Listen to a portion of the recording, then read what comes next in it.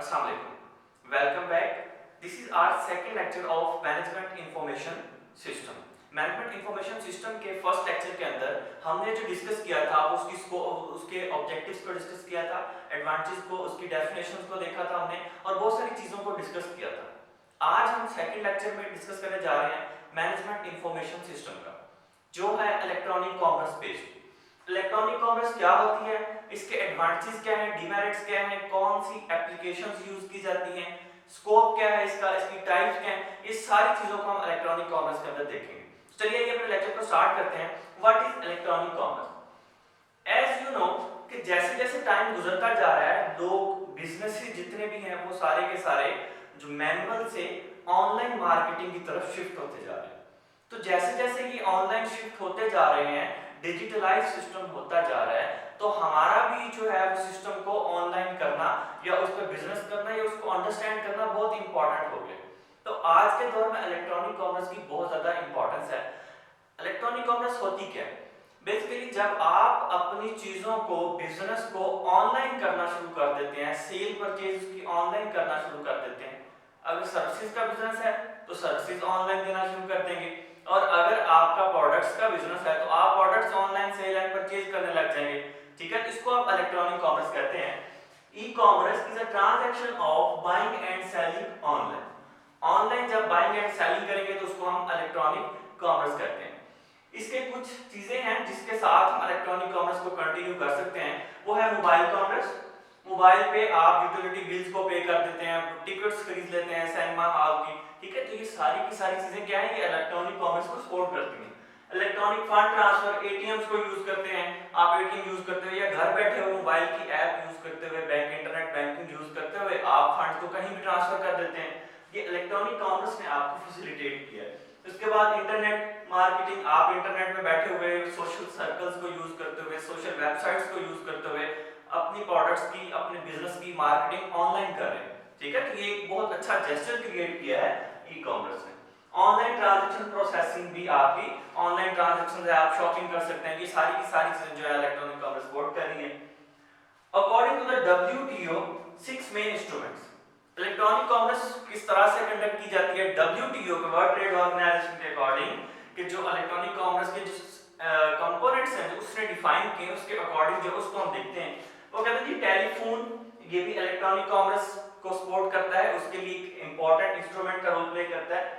Fax जो है, आप एक जगह से बैठे हुए दूसरी जगह मीलों सफर तय करके जो है वो विद इन सेकंड जो है वो आपकी फैक्स पहुंच जाती है दूसरी, तो ये भी एक इलेक्ट्रॉनिक कॉमर्स की शेप है।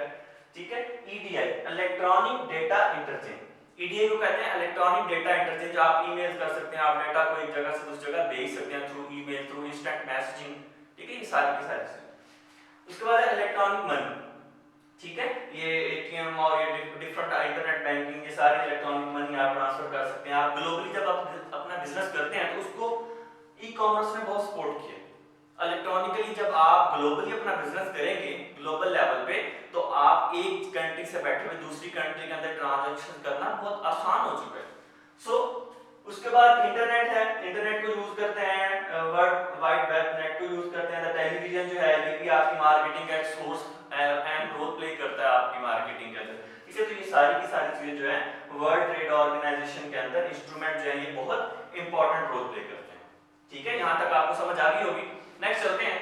नेक्स्ट हमारे पास है difference between electronic commerce and E business. E business और इलेक्ट्रॉनिक कॉमर्स ये डिफरेंट क्यों है? ठीक है, इलेक्ट्रॉनिक कॉमर्स और ई बिजनेस का जो मेजर डिफरेंस है वो ये है कि ई बिजनेस जो है एक ऑर्गेनाइजेशन की हद तक लाई करता है, उसी के अंदर अपने पैरामीटर्स को यूज करते हुए अपने बिजनेस को कंटिन्यू करता है। ठीक है, और ई कॉमर्स जो है एक वाइड नेटवर्क है जिसको सोशली और on the level of world globally जो है वो ग्लोबल लेवल पे आप इस ई कॉमर्स को यूज करते हैं। For example, digital enablement of transactions with in a firm. एक फर्म के अंदर जब आप डिजिटल सिस्टम्स को अप्लाई करते हैं, इलेक्ट्रॉनिक कॉमर्स को अप्लाई करते हैं, अपने सिस्टम को डिजिटलाइज कर देते हैं और सारे का सारा जो मैनुअल से आप इलेक्ट्रॉनिक कॉमर्स पे शिफ्ट हो जाते हैं, उसको आप ई बिजनेस कहते हैं। और ई कॉमर्स किसको कहेंगे? इंक्लूड कमर्शियल ट्रांजैक्शन, जो अपने बिजनेस से रिलेटेड ट्रांजैक्शन जो होंगी, involving an exchange of value across organisational boundaries, organisation से बाहर निकलें, दूसरी ऑर्गेनाइजेशन से कांटेक्ट करें, या वो किसी और दुनिया के किसी भी हिस्से में ऑर्गेनाइजेशन है, पेरेंट से सब्सिडियरी ऑर्गेनाइजेशन को आपस में जो कनेक्ट करने का सिस्टम है उसको आप इलेक्ट्रॉनिक कॉमर्स कहते हैं ऑन द कमर्शियल लेवल। ठीक है, तो ये तो था बेसिकली आपके पास ई कॉमर्स को अंडरस्टैंड करने का। इसके बाद हमारे पास है process of e commerce. E commerce को करने का प्रोसेस क्या है, या किस तरह से हम ई कॉमर्स को कर सकते हैं, उसके प्रोसेस को डिस्कस करते हैं। सबसे पहले नंबर पे इलेक्ट्रॉनिक कॉमर्स को कंटिन्यू करने के लिए या उसको सॉल्व करने के लिए आपको कंज्यूमर के वेब ब्राउज़र, आप एक कंज्यूमर हैं, ठीक है, और आपको एक वेब ब्राउज़र यूज करते हुए उस जिस बिजनेस पे आप जाना चाहते हैं या जिस चीज को परचेज करना चाहते हैं उस कंपनी की आप वेबसाइट पे जाएंगे अपने ब्राउज़र को यूज करते हुए, ठीक है, जो आपको फैसिलिटेट किया गया है। A consumer uses web browser to connect to the page of merchant's website। ठीक है, आप अपने वेब ब्राउज़र को यूज करते हुए मर्चेंट्स की वेबसाइट पे जाएंगे जहां से आपने चीज को परचेज करनी है। सबसे पहला प्रोसेस जो है इलेक्ट्रॉनिक कॉमर्स के अंदर वो ये है। उसके बाद आपने सेलेक्ट आइटम टू परचेज, वो चीज खरीदनी है जो आपने चीज खरीदना चाहते हैं। आप मोबाइल खरीदना चाहते हैं, आपको एक ये व्हाइट बोर्ड मार्कर चाहिए, आपको कोई शर्ट चाहिए, ठीक है, जिस भी मर्चेंट की वेबसाइट पे गए आपने वहां से वो चीज को सिलेक्ट करना है जो आप खरीदना चाहते हैं। ठीक है, थर्ड प्रोसेस में आपने address for purchase and delivery, आपने उस चीज का एड्रेस दे देना है, ठीक है, कि जो चीज आप खरीदना चाहते हैं और जहां पे वो चीज आनी चाहिए आपने अपना एड्रेस उस पे मेंशन कर देना जहां पे आप उसकी डिलीवरी प्रोडक्ट की लेना चाहते हैं। फोर्थ नंबर के अंदर कार्ड नंबर जो होता है, जो आपके पास एटीएम कार्ड नंबर होगा, जो एटीएम कार्ड वो वैलिडेट होगा, आप उस कार्ड को जो है वो क्लिक करेंगे, उस पे अपना नंबर डालेंगे, सीवीसी जो एंड पे नंबर होते हैं या कंप्लीट कार्ड नंबर जो होगा, ठीक है, वो जाएगा कॉमर्स सर्वर के पास, कॉमर्स सर्वर साइट पे जाएगा, वहां से वो ऑथेंटिकेट होगा, आपका कार्ड वैलिड होगा, तो वहां से वो यूजर की वेबसाइट पे जाएगा जहां से उसको पैसे चाहिए, ठीक है, वो आपके ऑर्डर के जितनी आपने अमाउंट का ऑर्डर क्लिक किया होगा उतने पैसे वहां से वो कट हो जाएंगे। अच्छा, अब ये फोर्थ प्रोसेस, फिफ्थ प्रोसेस के अंदर देखें यहाँ पे आप, commerce server site then forward the order to a processing network for payment. जब आपने ऑर्डर को प्लेस किया, अपने कार्ड नंबर डाल दिया, उसके बाद वो कॉमर्स सर्वर जो होगा उसको एक नेटवर्क के अंदर भेजेगा जहां पे वो प्रोसेसिंग होगी उसकी, और आपकी जितनी अमाउंट का आपने ऑर्डर दिया होगा वो पैसे वहां से कट हो जाएंगे और आपका ऑर्डर जो है वो बिल्कुल रेडी हो जाएगा। ठीक है, ये मैंने एक प्रोसेस लिखा है यहाँ पे, ये कंज्यूमर है, इससे आपको क्लियर अंडरस्टैंडिंग हो जाएगी कि जो मैं बात कर रहा हूँ। देखिए यहाँ पे एक प्रोसेस है, ये है मर्चेंट, ठीक है, यहाँ से आपको समझ, ये एक पर्सन है जो प्रोडक्ट्स को खरीद रहा है, ठीक है, इसने ऑर्डर प्लेस किया है, ऑर्डर प्लेस करने के बाद ऑर्डर जो जाएगा वो शॉपिंग कार्ट के अंदर जाएगा जहां पे आप अपनी प्रोडक्ट को सिलेक्ट करेंगे।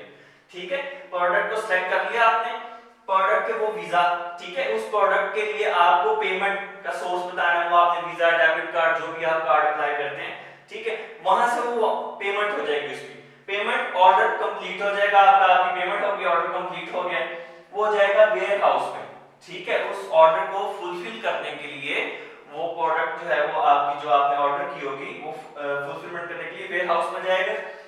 उसके बाद शिपिंग कैरियर के अंदर आ जाएगा, प्रोडक्ट आपकी सिलेक्ट हो चुकी, जो आपने सिलेक्ट की थी वेयर हाउस से, वो शिपिंग कैरियर के अंदर आ गई और वो ऑर्डर आके आपको यहाँ पे डिलीवर हो जाएगा। ये बेसिकली प्रोसेस है इलेक्ट्रॉनिक कॉमर्स का, जो मैंने अभी आपको ये 5 स्टेप्स के अंदर बताया और एक ये मॉडल को बना के बताया, इसको अंडरस्टैंड करने में आपके लिए आसानी हो जाएगी। इसके बाद हमारे पास है e commerce, scope of e commerce. E commerce की हमारे पास स्कोप क्या है, ठीक है, उसको डिस्कस कर लेते हैं कि ई कॉमर्स कहां-कहां हम यूज कर सकते हैं या क्यों यूज कर सकते हैं, उसका वाइडर स्कोप है, नैरो स्कोप है, ठीक है। तो ई कॉमर्स की एक तो मैं बता दूं कि एक वाइडर स्कोप है, इसको हम डिफरेंट पर्पसेस के लिए यूज कर सकते हैं।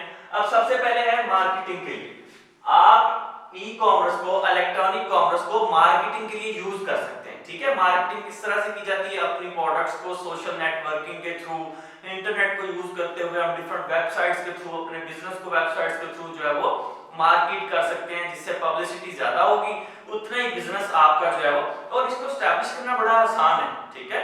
आज के दौर के अंदर इलेक्ट्रॉनिक कॉमर्स एक इंपॉर्टेंट रोल प्ले कर रही है आपकी लाइफ के अंदर भी, आप खुद भी देखें कि आप सारा सिस्टम जो है वो ऑनलाइन करना चाहते हैं, ऑनलाइन शॉपिंग कर लेते हैं, ठीक है, और मैन्युअली से आप जान छुड़ा रहे हैं, ठीक है, इज अ हेक्टिक वर्क था ई कॉमर्स में। उसके बाद आप सेल्स कर सकते हैं, प्रमोशन, अपनी प्रोडक्ट्स की प्रमोशन भी कर सकते हैं। सेकंड नंबर है प्री सेल। देखिए ये बड़ा इंपॉर्टेंट पॉइंट है, प्री सेल। प्री सेल आप अपनी प्रोडक्ट्स को डिलीवर होने से पहले सेल कर चुके होते हैं।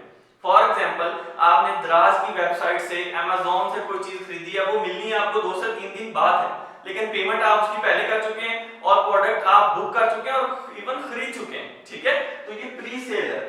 उसके बाद सब कॉन्ट्रैक्ट्स, आप सब कॉन्ट्रैक्ट्स भी कर सकते हैं। आप अपने बिजनेस का रजिस्टर्ड नंबर जो है वो दूसरों को दे सकते हैं, ताकि वो अपने आपके बिजनेस का नेम यूज करते हुए अपने बिजनेस को कंटिन्यू करें, ठीक है, बिजनेस एस्टैब्लिश करें और आपको उसमें से जो है वो शेयर दे सकते हैं, रॉयल्टी दे सकते हैं, या इतना बड़ा कस्टमर का इंफ्रास्ट्रक्चर जो है उसको आप डील आउट जब नहीं कर पाते तो आप सब कॉन्ट्रैक्ट्स कर लेते हैं, जो कि आपकी प्रोडक्ट डिफरेंट जगह पे डिफरेंट ब्रांचेस के थ्रू जो है वो सेल हो रही होती है, ठीक। उसके बाद फाइनेंसिंग एंड इंश्योरेंस। फाइनेंसिंग की फैसिलिटी भी इलेक्ट्रॉनिक कॉमर्स के अंदर अवेलेबल है, आप फाइनेंसिंग कर सकते हैं, इंश्योरेंस कर सकते हैं। जिस तरह से डिफरेंट बिजनेसेस के अंदर जो मैनुअल बिजनेस किए जाते हैं उनके अंदर भी आपको इंश्योरेंस की फैसिलिटी प्रोवाइड की जाती है, इंश्योरेंस होती है। इसी तरह से इसकी भी साइबर क्राइम इंश्योरेंस होती है, जनरल लायबिलिटी इंश्योरेंस होती है, ठीक है, तो ये भी इंश्योर्ड होती है इलेक्ट्रॉनिक कॉमर्स के बिजनेसेस भी। कमर्शियल ट्रांजैक्शन कर सकते हैं, दुनिया के किसी भी हिस्से में आप अपनी प्रोडक्ट्स को भेज सकते हैं और घर बैठे या किसी और कंट्री में बैठे दुनिया के किसी भी हिस्से से कनेक्ट होकर अपनी प्रोडक्ट्स की सेल एंड परचेज जो है वो ऑनलाइन कर सकते हैं, कमर्शियल ट्रांजैक्शन कर सकते हैं। उसके बाद है प्रोडक्ट सर्विसेज एंड मेंटेनेंस। आप प्रोडक्ट्स को सर्विसेज भी दे सकते हैं और उसकी मेंटेनेंस भी कर सकते हैं, आफ्टर सेल सर्विसेज जिसको हम कहते हैं, ठीक है, प्रोडक्ट सेल करती है उसके बाद सर्विसेज, कस्टमर को गाइड करना, कस्टमर को जितना भी उस प्रोडक्ट को अगर कोई प्रॉब्लम है यूज करने में तो उनको गाइड करना, मेंटेनेंस आप उस प्रोडक्ट की कर सकते हैं। उसके बाद automatic trading of digital goods. अब आपको कितनी प्रोडक्ट्स चाहिए, किस टाइम चाहिए, कितनी प्रोडक्ट्स की नीड है, ये सारा का सारा जो है वो ऑटोमेशन के थ्रू आपके पास आ जाता है। आप वही प्रोडक्ट्स परचेज करते हैं एनालिसिस के अकॉर्डिंग, या वही प्रोडक्ट जो है आप उसको बनाते हैं जो कि कस्टमर डिमांड करता है या मार्केट में उसकी वर्थ होती है, ठीक है, तो हम ये कह सकते हैं कि product services and automatic trading of digital goods is very important and it's a wider scope in electronic commerce. Accounting एक सॉफ्टवेयर होता है, इलेक्ट्रॉनिक कॉमर्स यूज करते हुए आप एक सॉफ्टवेयर के साथ अपने डाटा को रिकॉर्ड करते हैं, रिकॉर्ड करने के बाद आप इनवॉइसेस को रिकॉर्ड करते हैं, आप पेरोल का सिस्टम जो है उसको रिकॉर्ड करते हैं, ठीक है, तो उसके लिए अकाउंटिंग सॉफ्टवेयर यूज किया जाता है कि फाइनेंशियल एनालिस्ट बनाते हैं और फाइनेंशियली सिस्टम्स को ही इंप्लीमेंट करने के लिए आप इन सॉफ्टवेयर को यूज करते हैं, ठीक है, तो ये अकाउंटिंग सॉफ्टवेयर में electronic commerce important role play करता है। डिस्प्यूट रेजोल्यूशन, डिस्प्यूट रेजोल्यूशन क्या है, नेक्स्ट इसका जो पॉइंट है, कुछ टाइम पहले चले जाएं 2000 में चले जाएं तो बिजनेस टू बिजनेस जो मार्केट है वो इस कदर इंक्रीज हो चुकी थी कि उसकी जो 1.7 ट्रिलियन तक पहुंच चुकी थी। हुआ ऐसे कि डिस्प्यूट्स बहुत ज्यादा आना शुरू हो गए थे उसमें, कुछ आफ्टर पहले डिस्प्यूट आते थे, बिजनेस के बाद डिस्प्यूट आना शुरू हो गए थे, तो इसको और जो फाइनेंशियल एनालिस्ट हैं उन्होंने प्रेडिक्ट किया कि 2004 के अंदर ये 7.1 ट्रिलियन तक पहुंच जाएगा, ठीक है, ये बिजनेस जो है इतना एक्सपेंड कर जाएगा। फिर ऐसा हुआ कि अमेरिकन एट्रीब्यूशन एसोसिएशन ने रूल्स एंड रेगुलेशंस बना दिए। वो रूल्स एंड रेगुलेशंस क्या थे कि आप एक जब भी ऑनलाइन B2B बिजनेस के अंदर आएंगे तो आपको एक कॉन्ट्रैक्ट साइन करना पड़ेगा या आपको उन रूल्स को फॉलो करना होगा। डिस्प्यूट रेजोल्यूशन उनको कहा जाता था। वो क्या थी, वो नेगोशिएशन से, मेडिएशन से, ठीक है, और उसके बाद जो है वो आर्बिट्रेशन से आप उनको सॉर्ट आउट करेंगे उन जो भी प्रॉब्लम। वो B2B बिजनेस के बाद में आए या वो स्टार्ट करने से पहले कोई आपको डिस्प्यूट मिले तो आपको उसी तरह से सॉल्व करना पड़ता था जिस तरह से अमेरिकन आर्बिट्रेशन एसोसिएशन ने आपको गाइड किया था। तो ये तो था बेसिकली डिस्प्यूट रेजोल्यूशन। ये है हमारे पास स्कोप ऑफ इलेक्ट्रॉनिक कॉमर्स। इसको यूज करते हुए हम डिफरेंट जो है वो प्रोसेसेस को कंप्लीट कर सकते हैं और एक इंपॉर्टेंट और वाइडर स्कोप है इलेक्ट्रॉनिक कॉमर्स का हमारी फील्ड के अंदर, बिजनेस के अंदर। इसके बाद हमारे पास है barriers relevant to micro and macro level. Electronic commerce को करने के लिए कौन से बैरियर्स हमें फेस करने पड़ते हैं उनको देख लेते हैं। कुछ माइक्रो लेवल के होते हैं और कुछ माइक्रो लेवल के होते हैं। अगर मैं बात करूं मैक्रो लेवल की तो सबसे पहले देखें इंटरनेट इंफ्रास्ट्रक्चर। इंटरनेट इंफ्रास्ट्रक्चर क्या है कि अभी तक इस कदर इंटरनेट या वो उतना स्पीडी हर कंट्री के अंदर इंटरनेट नहीं अवेलेबल कि आप अपना सारा का सारा या कंप्लीट ऑनलाइन बिजनेस की मार्केट में आ जाए। ठीक है, तो इंटरनेट अभी हमें सपोर्ट नहीं कर रहा है, इंफ्रास्ट्रक्चर सपोर्ट नहीं कर रहा और हमें प्रॉब्लम फेस करनी पड़ रही है। उसके अलावा टेक्नोलॉजिकल इंफ्रास्ट्रक्चर, टेक्नोलॉजी अभी इतनी हमारी फास्ट नहीं है, हमारे पास जदीद सिस्टम्स नहीं है, हमारे पास ऑनलाइन को ग्रेटर लेवल पे ट्रांसफर करने के लिए या जिसको कह लेंगे ग्लोबली हमें ट्रांसफर करने के लिए हमारे पास टेक्नोलॉजी अभी अवेलेबल नहीं है।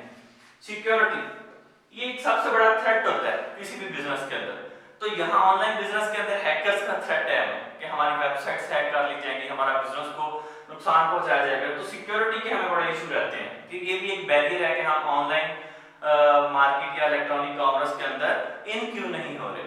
ठीक है, commercial infrastructure on the global level, ठीक है, मार्केट दुनिया भर में अभी हर कंट्री के अंदर इस कदर टेक्नोलॉजी या इस कदर इंफ्रास्ट्रक्चर नहीं आया कि कमर्शियल इंफ्रास्ट्रक्चर नहीं आया कि हम सारी की सारी ट्रांजैक्शंस को ऑनलाइन जो है वो पॉसिबल कर सकें, दुनिया भर में अपनी प्रोडक्ट्स को हर प्रोडक्ट्स को ऑनलाइन सेल एंड परचेज कर सकें। तो ये कमर्शियल इंफ्रास्ट्रक्चर का बैरियर है हमारे पास। कल्चर, डिफरेंट कंट्रीज का कल्चर डिफरेंट होता है, एक कंट्री से दूसरी कंट्री का कल्चर जो है वो डिफरेंट होगा। तो इस वजह से भी हमें बिजनेस करने में, या अगर एक प्रोडक्ट पाकिस्तान के अंदर आप बिजनेस कर रहे हैं, इंडिया के अंदर अगर आप बिजनेस कर रहे हैं, आपकी फर्म है, तो आप उसको यूएस के अंदर लेके जाएंगे तो मे बी कि वहां का जो कल्चर है वो आपकी प्रोडक्ट को एक्सेप्ट ना करे। ठीक है, तो आपका कल्चर जो है यहाँ पे बड़ा मैटर करता है, आपको उसी के अकॉर्डिंग प्रोडक्ट्स बनानी पड़ती हैं जो कि दूसरी कंट्री में एग्जिस्ट करता हो या वो उसको लाइक करते हो। तो ये भी एक बैरियर है। If you talk about the micro level barriers, micro level क्या होता है कि विद इन फर्म, ये out of the boundaries of the firm है, फर्म की बाउंड्री से बाहर है, हेटेरोजेनस नेटवर्क है, और ये with in firm. Security threat है, ठीक है, कोई भी वेबसाइट हमारी हैक कर सकता है या जितने भी हमारे पास एम्प्लॉइज हैं वही कोई ना कोई सिस्टम ऐसा क्रिएट कर देते हैं कि हमारे लिए प्रॉब्लम का बायस बन जाता है। उसके बाद है ऑर्गेनाइजेशन कल्चर। ऑर्गेनाइजेशन का कल्चर ऐसा कि वो मैनुअल काम करने वाले सारे लोग हैं, उनको हमने ऑनलाइन शिफ्ट कर दिया है सारे का सारा, तो वो बिजनेस जो है वो सारे का सारा क्लोज हो जाएगा और उनके बस की बात नहीं रहेगी उसको कंडक्ट करना। ठीक है ना, तो ये ऑर्गेनाइजेशन कल्चर जो है ये हमें प्रॉब्लम कर सकता है। लैक ऑफ पर्सनल, हमारे पास ऐसे लोग ही नहीं है भाई, ठीक है, ये लैक ऑफ पर्सनल, हमारे पास इस तरह के लोग ही नहीं है जो हमारे बिजनेस को कंडक्ट कर सकें, उसको चला सकें, उनको ऑनलाइन बिजनेस का पता हो, उनको सिस्टम यूज करना आता हो, उनको इंटरनेट सर्फिंग जो है वो बड़ी अच्छे से आती हो। तो ये लैक ऑफ पर्सनल भी सबसे बड़ी हमारे लिए प्रॉब्लम होती है, ये बैरियर है हमारा ऑनलाइन मार्केट में आने का। उसके बाद है इंट्रोपरेबिलिटी ऑफ सिस्टम। इंट्रोपरेबिलिटी ऑफ सिस्टम क्या होता है, बड़ी इंपॉर्टेंट टर्म है। इसका मतलब ये होता है कि आप डिफरेंट सिस्टम्स के साथ यूज ऑफ एक्सटर्नल इंफॉर्मेशन आप दूसरे सिस्टम के साथ कनेक्ट हो। ठीक है, कैसे? अब heterogeneous system out of the boundaries of organisation, आप ऑर्गेनाइजेशन से बाहर दूसरी ऑर्गेनाइजेशन के साथ कनेक्ट होना चाहते हैं बट आपका सिस्टम सपोर्ट नहीं करता। ठीक है, वो डिफरेंट हेटेरोजेनियस सिस्टम्स को मिला के, डिफरेंट सिस्टम्स को मिला के और दूसरे सिस्टम के साथ कनेक्ट करने का जो सिस्टम है वो सपोर्ट ही नहीं कर रहा, उसके अंदर फंक्शन ही इस तरह के नहीं है। तो इस वजह से हम कहते हैं कि इंट्रोपरेबिलिटी ऑफ सिस्टम है हमारे पास, जिसकी वजह से इलेक्ट्रॉनिक कॉमर्स में एंटर नहीं हो सकता। और ये एक माइक्रो लेवल का बैरियर है जो हेटेरोजेनियस सिस्टम्स को कनेक्ट नहीं कर सकता और यूज एक्सटर्नल इंफॉर्मेशन को जो है वो आगे प्रोवाइड नहीं कर सकता या डिफरेंट बिजनेसेस को आपस में कनेक्ट नहीं कर सकता, उसमें ये फेलियर का बायस बन रहा है। ठीक है, तो ये हमारे पास कुछ बैरियर्स हैं जो हमने डिस्कस किए हैं, और कुछ हमारे पास जो है वो स्कोप ऑफ इलेक्ट्रॉनिक कॉमर्स है जिसको हमने अभी डिस्कस किया। इसके बाद हमारे पास है बेनिफिट्स या फिर advantages of e commerce. E commerce के एडवांटेजेस क्या हैं या बेनिफिट्स उसके क्या होते हैं, चलिए ये डिस्कस करते हैं। दो तरह के एडवांटेजेस होते हैं जो यहाँ पे मैंने मेंशन किए हैं। Number 1 is benefits to organisation, organisation के पॉइंट ऑफ व्यू से, और बेनिफिट्स टू कंज्यूमर, कंज्यूमर के पॉइंट ऑफ व्यू से। इसको हम इकट्ठा भी लिख सकते हैं, इसको 1 बाय 1 भी कर सकते हैं, इट्स योर चॉइस। ठीक है, बेनिफिट्स टू ऑर्गेनाइजेशन हम डिस्कस कर लेते हैं कि जी क्या होते हैं।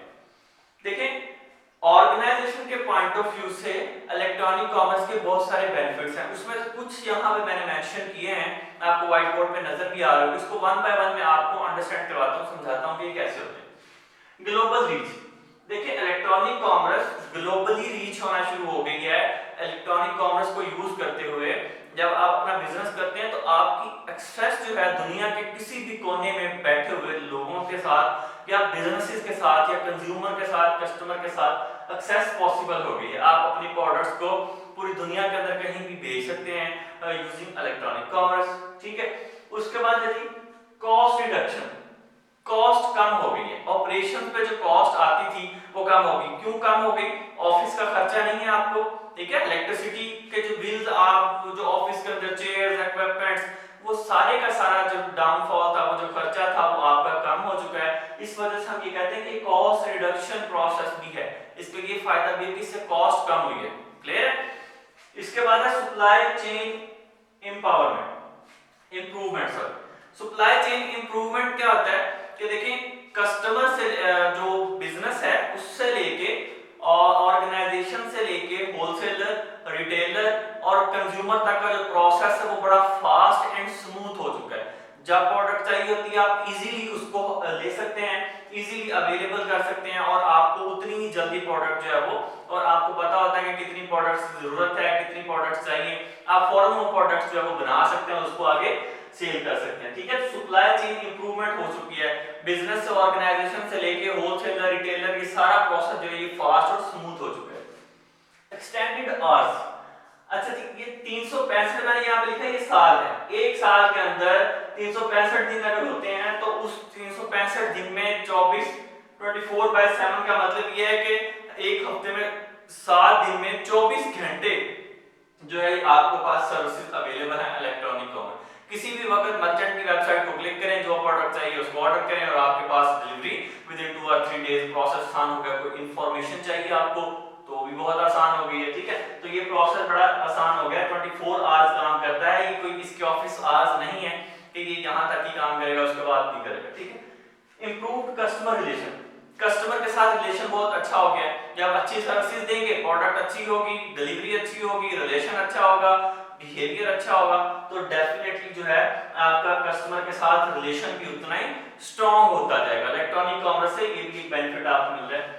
फास्टर बाइंग एंड सेलिंग, चीजें बड़ी जल्दी आप बाय एंड सेल कर सकते हैं, ठीक है। अब आपने इधर ऑर्डर क्लिक किया और वहां से आपकी प्रोडक्ट आपको जो है वो 2 और 3 डेज के अंदर मिल जाएगी। आपने प्री सेल, लास्ट मैंने आपको बताया था प्री सेल का कांसेप्ट, ठीक है। तो ये उसी में लाइक आ रहा है। फास्ट बाइंग एंड सेलिंग हो गई है, दुनिया के किसी भी हिस्से में बैठे हुए आप जो है प्रोडक्ट को सेल एंड बाय या सर्विसेज प्रोवाइड कर सकते हैं, ऑनलाइन सर्विसेज, ठीक है।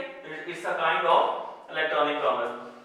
No need of physical company, किसी भी कंपनी को आपको बनाने की, कोई सेटअप लगाने की जरूरत नहीं है। आपको एक वेबसाइट चाहिए, ठीक है, सिस्टम चाहिए और आपको पर्सन जो उसको ऑपरेट करेगा, सिंपल। उसके अलावा आपको प्रोडक्ट्स चाहिए, आपकी जो प्रोडक्ट्स आपने सेल करनी है। It's depends upon you which you want to buy and sell that, ठीक है। कौन सा प्रोडक्ट आप सेल करना चाहते हैं।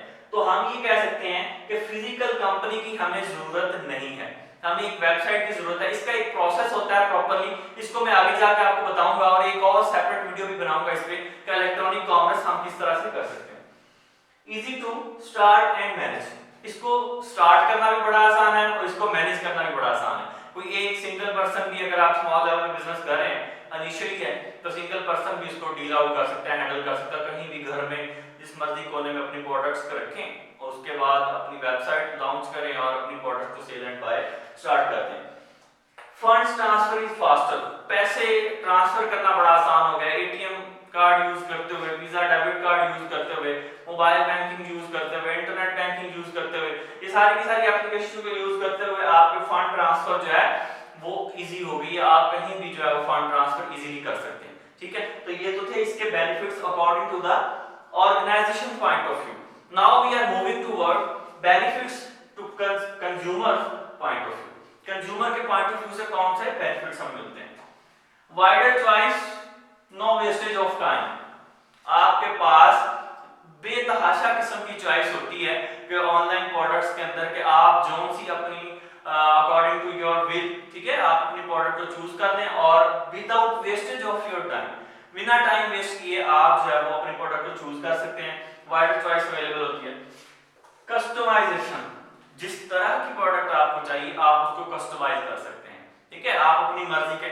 मैं आपको एक एग्जांपल देता हूं, जैज ने एक ऑफर फाइंड आउट की है कि आप अपनी मर्जी का इंटरनेट पैकेज देखें, आपको कितने मिनट्स फ्री चाहिए और आपको कितने एसएमएस फ्री चाहिए, कितनी एमबीज फ्री चाहिए, ठीक है, तो ये आप अपनी मर्जी से एक पैकेज बना, दैट इज अ कस्टमाइजेशन। जैसी आपकी जरूरत है वैसा आप पैकेज फाइंड आउट कर सकते हैं, वैसी आप चीज फाइंड आउट कर सकते हैं, ठीक है, ऑर्डर कर सकते हैं, customisation. Cheaper product and services, products आपके पास सस्ती हो गई हैं, अवेलेबल हो रही हैं, चीपर मिल रही हैं, और सर्विसेज जो है वो भी आपको जो है वो अच्छी सर्विसेज डिलीवर की जा रही है, ठीक है। तो ये as compare to physical market जो ऑनलाइन चीजें मिलती हैं वो आपको सस्ती मिलती हैं, चीपर प्रोडक्ट्स होती हैं आपकी, क्योंकि कंपटीशन बहुत ज्यादा हो गया। इंस्टेंट डिलीवरी, डिलीवरी भी बहुत फास्ट है, इसमें आपको इजीली जो है वो डिलीवरी मिल जाती है, प्रोडक्ट की ज्यादा वेट नहीं करना पड़ता। इंफॉर्मेशन अवेलेबिलिटी 24/7, एक हफ्ते के 7 दिनों में आप 24 घंटे में किसी भी वक्त इंफॉर्मेशन ले सकते हैं। मर्चेंट की वेबसाइट पे जाएं, जिस चीज के अबाउट इंफॉर्मेशन चाहिए आपको वहां पे इजीली इंफॉर्मेशन मिल जाएगी उसकी। अच्छा, उसके बाद है पार्टिसिपेशन इन ऑक्शंस, आप प्रोडक्ट की रियल ऑक्शंस के अंदर पार्टिसिपेट कर सकते हैं, ठीक है। जो प्रोडक्ट ये कस्टमर को फैसिलिटेट किया जाता है कि ऑनलाइन आप ऑक्शन में पार्टिसिपेट करें और अपनी विल के मुताबिक जो चीज आपको चाहिए उसको बाय कर सकते हैं। रियल प्रोडक्ट की पार्टिसिपेशन में आप जो है वो रोल प्ले कर सकते हैं, ठीक है, पार्टिसिपेट कर सकते हैं। Without moving around physically, customer select product from different providers, ये बहुत ही इंपॉर्टेंट बेनिफिट है कि आपको जगह जगह एक दुकान से दूसरी दुकान से तीसरी शॉप पे मूव नहीं करना पड़ेगा। आप जहां पे बैठे हुए हैं वहीं से अपनी वेबसाइट को क्लिक करते हुए जितने भी आपके पास मर्चेंट्स हैं, डिफरेंट वेबसाइट प्रोवाइडर्स हैं जो आपको बिजनेस कर रहे हैं ऑनलाइन, उनकी वेबसाइट पे जाएं, प्रोडक्ट्स देखें और मूव करें। फॉर विदिन 5 मिनट आप ये प्रोसेस कंप्लीट कर सकते हैं विदाउट मूविंग। आप फिजिकली मूव करने के बजाय आप बहुत कम टाइम के अंदर मूव करके अपनी मर्जी की प्रोडक्ट को सिलेक्ट कर सकते हैं फ्रॉम डिफरेंट वेंडर्स की वेबसाइट्स पे जाके, ठीक है। तो ये तो थे बेनिफिट्स टू कंज्यूमर। अब इसके बाद हमारे पास जो आ जाता है वो है डिसएडवांटेजेस। कुछ डिसएडवांटेजेस भी होते हैं इलेक्ट्रॉनिक कॉमर्स के, उसमें से कुछ मैंने यहाँ मेंशन किए हैं। सबसे पहला नंबर है यूजर रेजिस्टेंस। यूजर रेजिस्टेंस का मतलब ये होता है कि फियरलेस, फेसलेस, ठीक है, आपके पास फेस नहीं है उस बंदे का जिससे आप प्रोडक्ट परचेज कर रहे हैं, यू डोंट बिलीव दैट, आपको नहीं पता वो एग्जिस्ट करता है, वो एग्जिस्ट नहीं करता, वो किस तरह का पर्सन है, ठीक है। तो फेसलेस यहाँ पे परचेज होती है, यूजर रेजिस्टेंस, तो ये एक सबसे बड़ा डिसएडवांटेज है उसका। उसके बाद है net, not everyone connected to internet. देखें, हर पर्सन इंटरनेट के साथ कनेक्ट नहीं है, हर एक के पास फैसिलिटी नहीं है इंटरनेट को यूज करने की, और ताकि वो ऑनलाइन ही चीजों को बाय करे, चीजों को सेल करे, ठीक है, और खरीद सकता है। तो ये हर एक के पास इंटरनेट की फैसिलिटी नहीं है, ये भी हमारे लिए एक डिसएडवांटेज है। Unable to examine product, physically तो कोई चीज मिली नहीं ना आपको परचेज करते वक्त, आपने प्रोडक्ट को चेक नहीं किया, एग्जामिन नहीं किया कि वो प्रोडक्ट कैसी है, जब वो आपको मिलेगी तब देखेंगे तो कुछ प्रोडक्ट्स उसमें से खराब भी मिलती हैं, ठीक है। तो ये भी एक उसका डिसएडवांटेज है कि आप प्रोडक्ट को एग्जामिन नहीं कर सकते जब आप परचेज कर रहे होते हैं उसको। अच्छा, मैकेनिकल फेलियर्स हैं। मैकेनिकल फेलियर्स क्या होते हैं कि आपका मैकेनिकल अगर फेलियर हो जाए, सिस्टम आपका फेल हो जाए, तो सारे का सारा इफेक्ट जो है वो आपका आपके बिजनेस पे आएगा, आपके प्रोडक्ट पे आएगा, ठीक है, और आपकी सेल पे आएगा। तो ये मैकेनिकल फेलियर भी इलेक्ट्रॉनिक कॉमर्स के अंदर हो जाते हैं, जिसका बहुत ही नेगेटिव जो है इम्पैक्ट पड़ता है। उसके बाद online store does not exist for very long, that's true, online store exist नहीं करते बहुत लंबे अरसे तक, आपको तो नहीं पता, वेबसाइट क्लोज, वेबसाइट बंद की, खत्म, बिजनेस खत्म, ठीक है। तो online store does not exist for very long, लंबे अरसे तक ये स्टोर भी एग्जिस्ट नहीं करते, so you don't believe that, आप बिलीव नहीं कर सकते कि ये रिलायबल है। उसके बाद नॉट रीचेबल फॉर एवरीवन, ये हर एक की पहुंच में नहीं है, यहाँ पे मैंने मेंशन कर दिया वैसे, ठीक है। तो नॉट रीचेबल फॉर एवरीवन से मतलब मेरा ये है कि ये जो बड़े लोग हैं, बुजुर्ग हैं, एल्डर्स हैं, वुमेन्स हैं, वो इंटरनेट से ज्यादा अगर कनेक्टेड नहीं है, एल्डर्स हैं, तो इसका मतलब ये है कि प्रोडक्ट्स ज्यादा तो वो भी खरीदती हैं, शॉपिंग करती हैं, तो वो नहीं खरीद सकेंगी, तो ये not reachable for everyone, we can say that. Payment by credit card required faith, that's true and very important. Payment by credit card, जब आप अपने क्रेडिट कार्ड से पेमेंट कर रहे होते हैं तो आप ये इंश्योर करते हैं कि यार ये ऑथेंटिक वे होना चाहिए, इसमें कोई लॉस या कोई खराबी नहीं होनी चाहिए, इसमें अगर कोई प्रॉब्लम निकली तो इसका मतलब क्या होगा कि आपकी सारी की सारी अमाउंट जाया, आपका अकाउंट जो है वो हैक हो चुका होगा।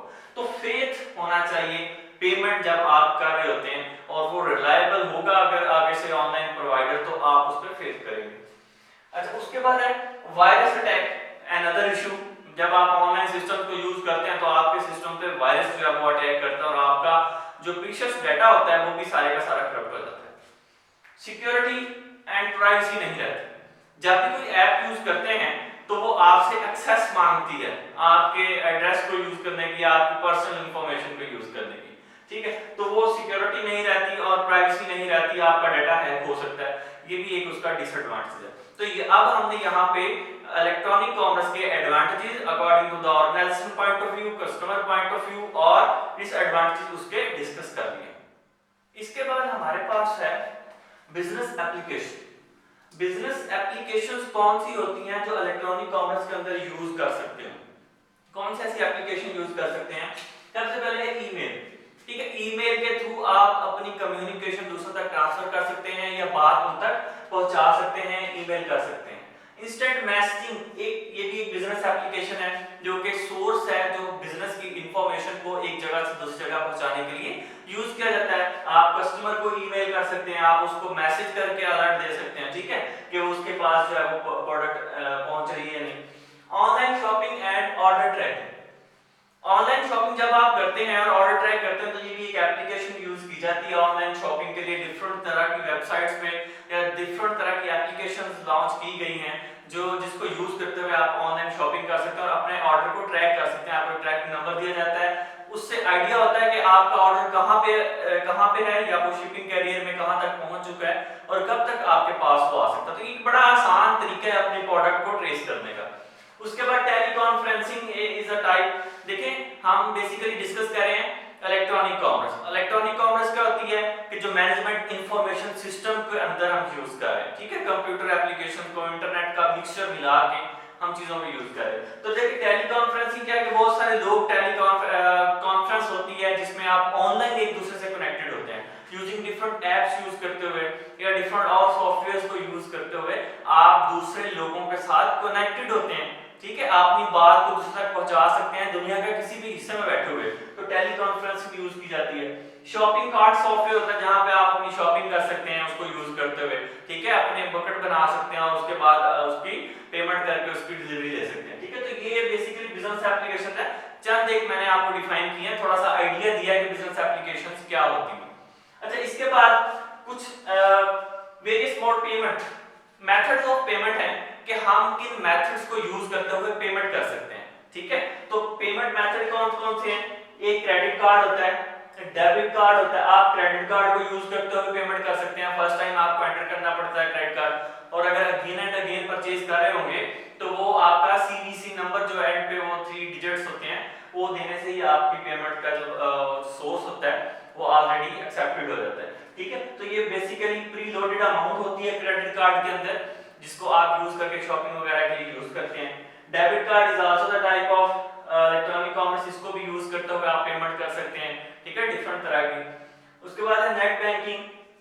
नेट बैंकिंग ये जो आपको फैसिलिटेट किया है, फंड ट्रांसफर कर सकते हैं इंटरनेट बैंकिंग की एप्लीकेशन को यूज करते हुए, एक फंड को एक जगह से दूसरी जगह ट्रांसफर कर सकते हैं, किसी को पेमेंट कर सकते हैं, ऑनलाइन पेमेंट कर सकते हैं, अपने बिजनेस को रन कर सकते हैं इस तरह से, ठीक है।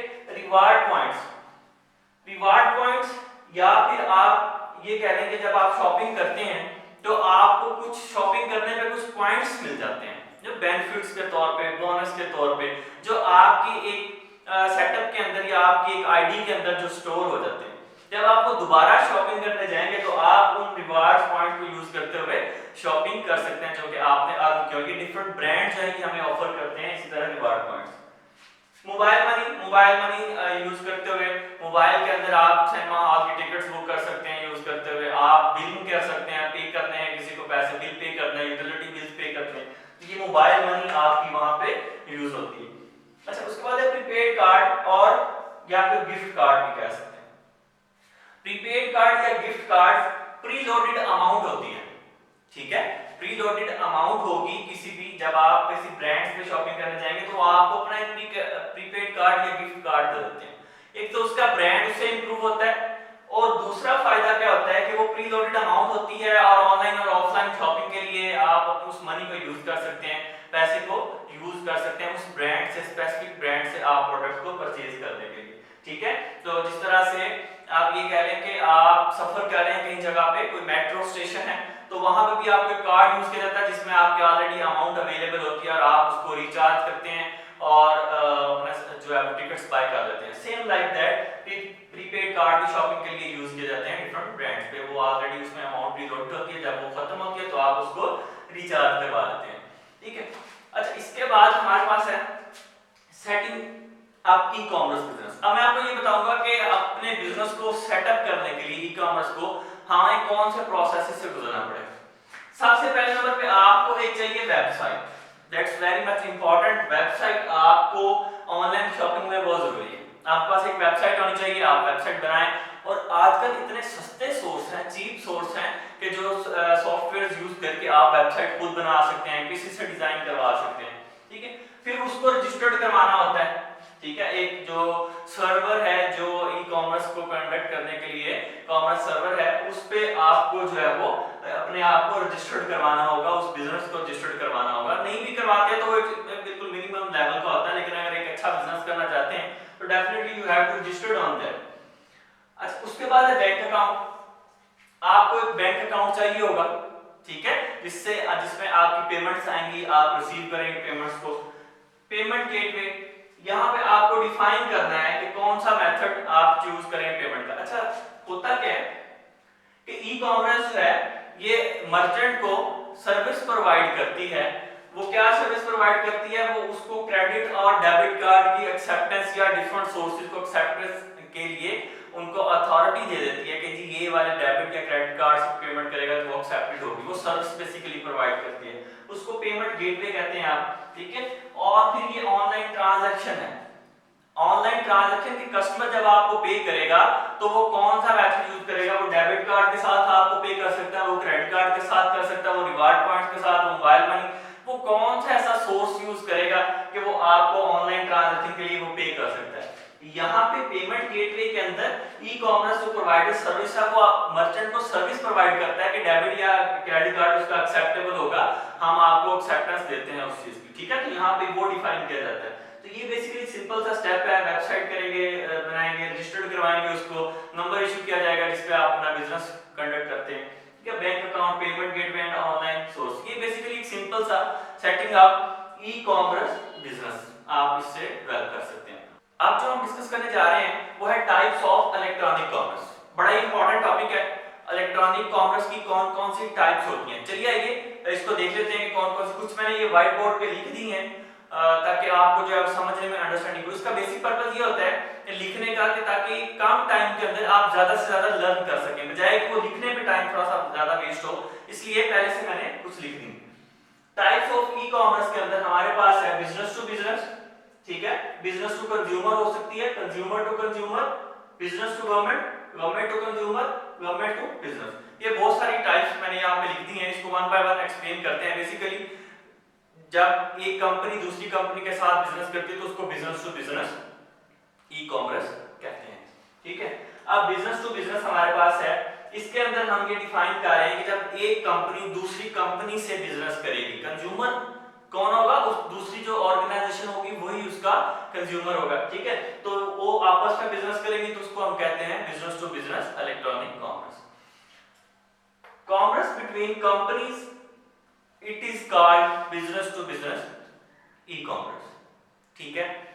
अबाउट 80% ऑफ ई कॉमर्स, मैंने कुछ टाइम पहले भी आपको बताया है कि इलेक्ट्रॉनिक कॉमर्स में सबसे ज्यादा जो टाइप थी वो बिजनेस टू बिजनेस थी इन 2000 के अंदर, और वो जो 2004 के अंदर प्रेडिक्ट किया जा रहा था कि बहुत ज्यादा, अब तो वो बहुत ज्यादा इंक्रीज कर चुकी है। तो रीजन क्या है कि ये सबसे ज्यादा जो यूज की जाने वाली टाइप है वो बिजनेस टू बिजनेस है, एक कंपनी दूसरी कंपनी के साथ बिजनेस को कंडक्ट करती है। For example Intel selling micro processor to Dell, ये बड़ी इंपॉर्टेंट एग्जांपल्स मैंने फाइंड आउट की हैं। Intel selling micro processor to Dell, Dell एक कंपनी है वगैरह बनाती है और इंटेल जो है उसको माइक्रो प्रोसेसर प्रोवाइड करता है। ये इटसेल्फ एक कंपनी है, बिजनेस है, और ये जो डेल है ये इटसेल्फ एक अपने लोगों के साथ काम करते हैं, ये भी एक ब्रांड है, एक जो है वो बिजनेस है, ऑर्गेनाइजेशन है, ठीक है। तो ये दोनों आपस में बिजनेस कर रही है, वो इसको क्या कर रहा है, इंटेल जो है वो माइक्रो प्रोसेसर डेल को सेल कर रहा है। तो ये बिजनेस टू बिजनेस की एक मैंने आपको यहाँ पे एक एग्जांपल दी है। अच्छा, इसके बाद सेकंड एग्जांपल मैंने एक लिखी है, Heinz selling ketchup to McDonald's। Heinz एक ऑर्गेनाइजेशन है इटसेल्फ जो कि फूड के अंदर बड़ा उसका नाम है और ये केचप बनाती है, केचप भी बनाती है, ठीक है। तो ये सेल करती है मैकडॉनल्ड को। मैकडॉनल्ड एक इटसेल्फ एक ऑर्गेनाइजेशन है, एक कंपनी है, वर्ल्ड वाइड वो यूज की जाती है, वर्ल्ड वाइड उसका नाम है। तो ये आपस में बिजनेस कर रहे हैं, इसको हम ई कॉमर्स की जो टाइप है बिजनेस टू बिजनेस का नाम देते हैं। होप सो कि आपको ये समझ आ रहा होगा इजीली। अच्छा, यहाँ पे मैंने एक मॉडल भी ड्रा किया है, इससे आपको अंडरस्टैंड करने में और ज्यादा आसानी हो जाएगी। चलिए इसको अंडरस्टैंड करते हैं। यहाँ पे देखिए हमारे पास ये बिजनेस ऑर्गेनाइजेशन है, ठीक है। ये कुछ चीजें मैंने लिखी हैं, ये होलसेलर है, सपोज करें ये होलसेलर है। होलसेलर कौन लोग होते हैं, ऐसे लोग होते हैं जो कि बल्क में जो प्रोडक्ट्स को खरीदते हैं और आगे जो है वो सेल आउट करते हैं, ठीक है।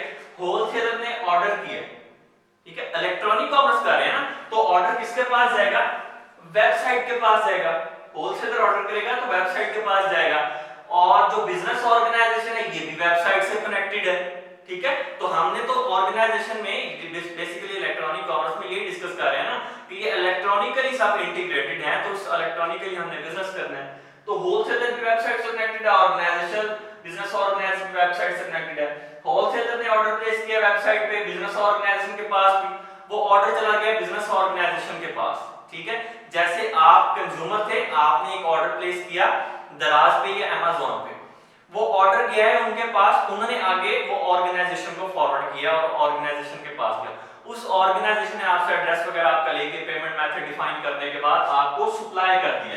ये प्रोडक्ट अब आपको सप्लाई होगी या होलसेलर को, वेबसाइट पे ऑर्डर किया, बिजनेस ऑर्गेनाइजेशन ने आपको सप्लाईज फॉरवर्ड कर दी होलसेलर को। ये भी एक बिजनेस है, ये भी एक बिजनेस है, ठीक है। और इसको आप जब कस्टमर भी कह सकते हैं, ये जो होलसेलर है ये अपनी प्रोडक्ट ज्यादातर कस्टमर को सेल करता है, तो ये भी एक बिजनेस हुआ, ठीक है ना। तो ये भी एक बिजनेस है, ये भी एक ऑर्गेनाइजेशन है, तो ये कस्टमर को अपनी प्रोडक्ट सेल करते हैं, बीच में है वेबसाइट, और ये इस मॉडल के साथ कनेक्टेड है। इस तरह से इलेक्ट्रॉनिक कॉमर्स में बिजनेस टू बिजनेस का जो वर्क है वो हो रहा है। इसके बाद हमारे पास जो टाइप है वो है business to consumer. Second type है बिजनेस टू कंज्यूमर। बिजनेस अपनी प्रोडक्ट को कंज्यूमर को जब सेल करता है यूजिंग इलेक्ट्रॉनिक कॉमर्स, उसको कहा जाता है business to consumer. Between companies and consumers, ठीक है।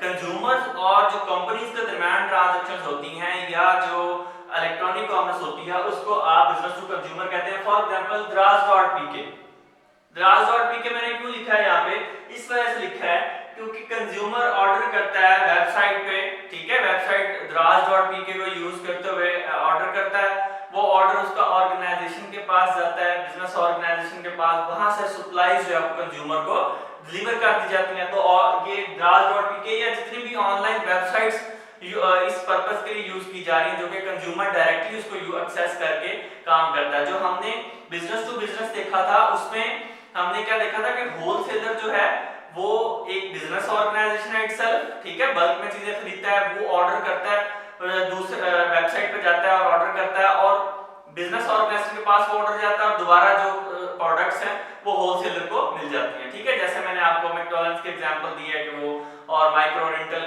डेल और इंटेल की एग्जांपल दी मैंने, ठीक है। सेम लाइक दैट यहां आप देखिए कि ऑर्गेनाइजेशन है आपके पास, वेबसाइट, सेम चीजें हैं। कस्टमर, ठीक है, कस्टमर ने ऑर्डर प्लेस किया, वो गया वेबसाइट, वेबसाइट पे ऑर्डर प्रोसेस हुआ, वो ऑर्गेनाइजेशन के पास गया, ऑर्गेनाइजेशन के पास जाने के बाद वो उस ऑर्गेनाइजेशन ने जिसके पास ऑर्डर गया सप्लाई कर दिया कस्टमर को। इलेक्ट्रॉनिक कॉमर्स यहाँ पे रोल प्ले कर रही है, ठीक है। और ये सिस्टम तो वैसे भी कस्टमर ऑर्गेनाइजेशन के पास जाता तो प्रोडक्ट मिल जाते हैं। जब हम यूजिंग इलेक्ट्रॉनिक कॉमर्स करते हैं तो वहां का जो इम्पैक्ट आता है वो वेबसाइट को यूज करते हुए, इलेक्ट्रॉनिक कॉमर्स को यूज करते हुए बेसिकली जब हम अपने बिजनेस को कंटिन्यू करते हैं तो फिर ये इम्पैक्ट आता है उस पर, ठीक है। कस्टमर ऑर्डर करेगा, ऑर्डर वेबसाइट पे जाएगा, प्रोसेस होगा, ऑर्गेनाइजेशन के पास जाएगा, ऑर्गेनाइजेशन सप्लाई कर देगी कस्टमर को प्रोडक्ट। तो यहाँ पे बिजनेस टू कंज्यूमर यहाँ पे आपका कंप्लीट हो जाता है। Third type business to government. Business to government भी जो है वो कुछ ऑपरेशन परफॉर्म किए जाते हैं इलेक्ट्रॉनिक कॉमर्स यूज की जाती है। Using internet for public procurement, licensing, public procurement के लिए, लाइसेंसिंग करने के लिए, and other government related operation, जितने भी गवर्नमेंट से रिलेटेड ऑपरेशंस होंगे उसको करने के लिए business to government electronic commerce use की जा सकती है। फॉर एग्जांपल में मैंने लिखा है जी बिजनेस पे टैक्स। अगर बिजनेस को टैक्स पे करना है तो वेबसाइट को यूज करते हुए गवर्नमेंट के साथ कनेक्ट होकर अपने टैक्सेस को पे कर सकता है। अगर फाइल को रिपोर्ट करना है तो कर सकता है। अपनी प्रोडक्ट्स को गवर्नमेंट को सेल कर सकता है। ठीक है, तो ये एक अनदर एग्जांपल है। यहाँ पे देखें, बिजनेस ऑर्गेनाइजेशन है आपके पास, वेबसाइट आती है बीच में और गवर्नमेंट है। ठीक है, बिजनेस ऑर्गेनाइजेशन वेबसाइट से कनेक्टेड है, गवर्नमेंट की वेबसाइट से कनेक्टेड है, और या आप गवर्नमेंट की वेबसाइट को यूज करते हुए एक बिजनेस गवर्नमेंट की वेबसाइट को यूज करते हुए टैक्स भी पे कर सकता है, फाइल भी रिपोर्ट कर सकता है, अपने प्रोडक्ट को सेल एंड परचेज भी उनको कर सकता है, उनको प्रोडक्ट्स अपनी सेल कर सकता है। वो प्रोडक्ट्स उसकी क्या हो सकती हैं, वो इन शेप ऑफ आपने टैक्स भरना है बिजनेस का, या कुछ भी आपको रूल्स एंड रेगुलेशंस के अबाउट इंफॉर्मेशन चाहिए, तो यहाँ पे बिजनेस टू गवर्नमेंट यहाँ पे ये रोल प्ले करती है। बिजनेस डायरेक्टली कंज्यूमर के गवर्नमेंट के साथ कनेक्ट होता है यूजिंग वेबसाइट या यूजिंग इलेक्ट्रॉनिक कॉमर्स। तो ये तो थी थर्ड टाइप उसकी, बिजनेस टू गवर्नमेंट। इसके बाद हमारे पास है consumer to consumer. Fourth type है हमारे पास कंज्यूमर टू कंज्यूमर बिहेव। अब consumer to consumer electronic commerce में क्या रोल प्ले करती है, जब एक ही पर्सन, जब एक इंडिविजुअल दूसरे इंडिविजुअल को अपनी प्रोडक्ट सेल करता है इलेक्ट्रॉनिक कॉमर्स को यूज करते हुए, क्या इसको आप कंज्यूमर टू कंज्यूमर कहते हैं, और ये भी एक लार्ज स्केल पे बिजनेस किया जाता है। For example commerce between individual and individuals. ठीक है, दो इंडिविजुअल्स के दरमियान बिजनेस किया जाता है। For example myself selling a car to my neighbour, मैं अपने नेबर को एक कार सेल कर रहा हूं। ठीक है, एक जिशान है, वो एक जो है वो जफर को अपनी कार सेल कर रहा है। ठीक है, उसके नेबर में रहता है, उसके पड़ोस में रहता है वो, तो ये एक जो है ई कॉमर्स की एक मिसाल है। अच्छा, अब इसमें मैं आपको ये बताऊं कि ईबे और OLX, ठीक है, ये बड़े इंपॉर्टेंट ये चीजें हैं एक कंज्यूमर के लिए। OLX पे क्या होता है कि एक कंज्यूमर अपना एड प्लेस करता है, ठीक है, जो प्रोडक्ट वांट टू सेल, ठीक है, और वो वेबसाइट के पास जाता है, वेबसाइट उसको ढूंढ कर देती है कि ये तेरा बायर है, ये जो खरीदना चाह रहा है। ठीक है, वो पैसे जो है वो फर्स्ट कस्टमर के पास, ये देखिए यहाँ मैंने एक मॉडल भी ड्रा किया है कि कस्टमर है, कस्टमर नंबर 1, ठीक है, he is want to sell the product. ये वेबसाइट के पास गया, जाके ऐड अपना प्लेस किया, एडवर्टाइज किया खुद को। उसके बाद ये जो पर्सन है customer 2, he want to buy the product, ये प्रोडक्ट को खरीदना चाहता है। ये दोनों वेबसाइट से कनेक्टेड हैं, इन दोनों को इंफॉर्मेशन मिल रही है वेबसाइट से। वेबसाइट कौन सी है, यहाँ पे OLX या eBay की आप एग्जांपल ले लें, ठीक है, गाड़ी है वहां पे।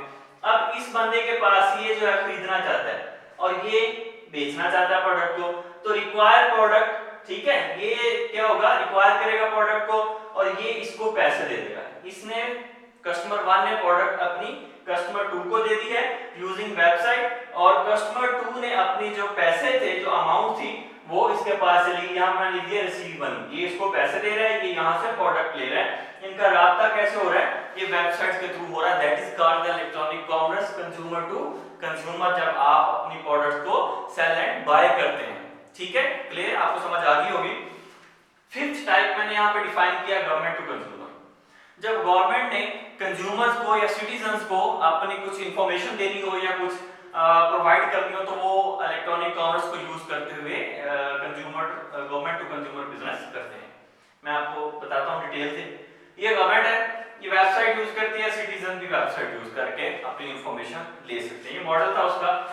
Objective is to provide good services to each citizen. हर शहरी को अच्छी सर्विसेज देना, प्रोवाइड करना, ये उनका ऑब्जेक्टिव है गवर्नमेंट का। ठीक है, अच्छा आगे तो चलते हैं। Information about all government department, citizens को हर डिपार्टमेंट की इंफॉर्मेशन वेबसाइट को यूज करते हुए मिल जाती है। तो इलेक्ट्रॉनिक कॉमर्स क्या रोल प्ले कर रही है कि वो एक सिटीजन घर बैठे हर डिपार्टमेंट की इंफॉर्मेशन को फाइंड आउट कर सकता है। उसके बाद डिफरेंट वेलफेयर स्कीम्स का पता चलता है। गवर्नमेंट जो है डिफरेंट वेलफेयर स्कीम देती है और वो वेबसाइट पे जाते हैं सिटीजन, वहां से एप्लीकेशन फॉर्म्स भी डाउनलोड करते हैं और उस स्कीम्स के अबाउट इंफॉर्मेशन भी उनको मिल जाती है। ठीक है, तो यहाँ पे इजी हो गया उनके लिए एप्लीकेशन को फाइंड आउट करना, डिपार्टमेंट्स को फाइंड आउट करना। तो ये गवर्नमेंट टू कंज्यूमर अगर बिजनेस होगा, इलेक्ट्रॉनिक कॉमर्स होगी, तो वो इस तरह से कंडक्ट की जाएगी। गवर्नमेंट वेबसाइट एंड सिटीजन जो है वो आपस में कनेक्टेड होंगे। ठीक है। गवर्नमेंट जो है वो इंफॉर्मेशन प्रोवाइड करेगी, वेबसाइट बनाएगी, वेबसाइट के पास इंफॉर्मेशन होगी और सिटीजन उसको यूज कर रहे होंगे। तो ये also the way of electronic commerce, ये उसके ऑब्जेक्टिव्स हैं। इसके बाद हमारे पास है लास्ट जो है वो है government to business. Government to business electronic commerce अपना रोल कैसे प्ले करती है, ये देखिए इसमें एक गवर्नमेंट इन्वॉल्व होती है, ठीक है, गवर्नमेंट होगी और वेबसाइट होगी और बिजनेस ऑर्गेनाइजेशन होगा। नाम भी देखें गवर्नमेंट टू बिजनेस है, गवर्नमेंट ने बिजनेस के साथ जब कनेक्टिविटी करनी होती है, इलेक्ट्रॉनिक कॉमर्स यूज करनी होती है, तो उसको हम गवर्नमेंट टू बिजनेस कहते हैं। गवर्नमेंट वेबसाइट के साथ कनेक्ट होती है, वहां पर इंफॉर्मेशन देती है, बिजनेस ऑर्गेनाइजेशन भी वहां पे कनेक्टेड होती है और वहां से इंफॉर्मेशन को गेट करती है। For example providing information to organisation, organisation को अगर कोई इंफॉर्मेशन प्रोवाइड करनी है तो using the electronic commerce website को यूज करते हुए गवर्नमेंट वहां पे अपनी इंफॉर्मेशन को रखेगी और बिजनेस ऑर्गेनाइजेशन वहां से इंफॉर्मेशन को पिक करेगी। सच वेबसाइट्स और इस तरह की जो वेबसाइट्स होंगी वो किन किन चीजों को सपोर्ट करेगी, कैसी इंफॉर्मेशन बिजनेस ऑर्गेनाइजेशन वहां से ले सकती है। जब भी गवर्नमेंट ने टेंडर पास करना हो, ऑक्शंस करनी हो, तो वो बिजनेस ऑर्गेनाइजेशन को इनवाइट करती है, इंफॉर्मेशन देती है, ठीक है, तो वो वेबसाइट के थ्रू देती है। इसको आप इलेक्ट्रॉनिक कॉमर्स कहते हैं, बाय मैनुअली बताने की बजाय इलेक्ट्रॉनिक कॉमर्स को यूज करती है। ऑक्शन, टेंडर्स, ठीक है, एप्लीकेशन सबमिशन फंक्शनैलिटी, और एप्लीकेशन को किस तरह से सबमिट करवाना है, किस तरह से वो इस प्रोसेस को कंटिन्यू कर सकते हैं या इसमें पार्टिसिपेट, टेंडर में या ऑक्शन में पार्टिसिपेट कर सकते हैं। तो यहाँ पे गवर्नमेंट टू बिजनेस जो है वो इस तरह से अपना रोल जो है वो प्ले करें। तो ये इलेक्ट्रॉनिक कॉमर्स की 6 टाइप्स जो कि कंप्लीट हो चुकी हैं हमारे पास। लास्ट टॉपिक है हमारे पास इलेक्ट्रॉनिक कॉमर्स का, वो है electronic commerce growth. Electronic commerce growth क्या है और कितनी हो रही है और किस तरह से हो रही है। ये जितना कुछ मैंने आपको पढ़ाया है ये सारे का सारा जो इलेक्ट्रॉनिक कॉमर्स ग्रोथ को ही शो कर रहा था कि electronic commerce day by day increase हो रही है, डिजिटलाइज हो रहा है सिस्टम, मीडिया रिच हो रहा है आपका, ठीक है, और आपको फास्ट डिसेमिनेशन ऑफ इंफॉर्मेशन हो रही है, एनीवेयर, ठीक है, आप अपने प्रोडक्ट्स को कहीं भी जो है वो भेज सकते हैं, वहां से ऑर्डर प्लेस कर सकते हैं, इंफॉर्मेशन ले सकते हैं एनी टाइम एनीवेयर, ठीक है। और उसके बाद मीडिया आपका जो है वो ज्यादा आपको सपोर्ट कर रहा है, फास्ट इंफॉर्मेशन हो गया, चीपेस्ट वे हो गए हैं, मतलब जो आपने सोर्सेज यूज कर रहे हैं वो भी सस्ते से सस्ता हो रहा है, ठीक है, टेक्नोलॉजी बेटर हो रही है। ये सारी की सारी चीजें जो हैं ये किस चीज को बता रही हैं आपको, इलेक्ट्रॉनिक कॉमर्स ग्रोथ का बता रही है कि electronic commerce day by day grow कर रही है, ठीक है। इस सारे प्रोसेस को कंटिन्यू करने के लिए जो है आपके पास सिंपली एक वेबसाइट का होना जरूरी है, ठीक है, और आप कोई भी फिर आपने चूज करना है कि which business you want to do that. आप आइदर जो है वो चेयर सेल करना चाहते हैं, आप शूज सेल करना चाहते हैं, आप कपड़े सेल करना चाहते हैं, क्लॉथ सेल, मतलब ये आपने डिसाइड करना है कि आप किस तरह के प्रोडक्ट्स को सेल करना चाहते हैं। वो चाहिए आपको बैंक अकाउंट चाहिए और आपको एक वेबसाइट चाहिए और अपने बिजनेस को प्रमोट करें और you can do that business, ठीक है। इलेक्ट्रॉनिक कॉमर्स हमें ये सब बताती है। तो ये जितना भी हमने पढ़ा इलेक्ट्रॉनिक कॉमर्स का टॉपिक जो है वो कंप्लीट हो चुका है। इसमें आपको कुछ भी नहीं समझ आया हो तो कमेंट में मुझे बताएं, आपको कोई क्वेश्चन हो आपका, अगर वीडियो अच्छी लगी हो तो इसको लाइक करें और इसको अपने दोस्तों के साथ शेयर करें ताकि जो है वो भी इलेक्ट्रॉनिक कॉमर्स को अंडरस्टैंड कर सकें। और अगर आपको कोई सजेशन है तो हमें कमेंट बॉक्स में बताएं। Thank you so much for watching this video.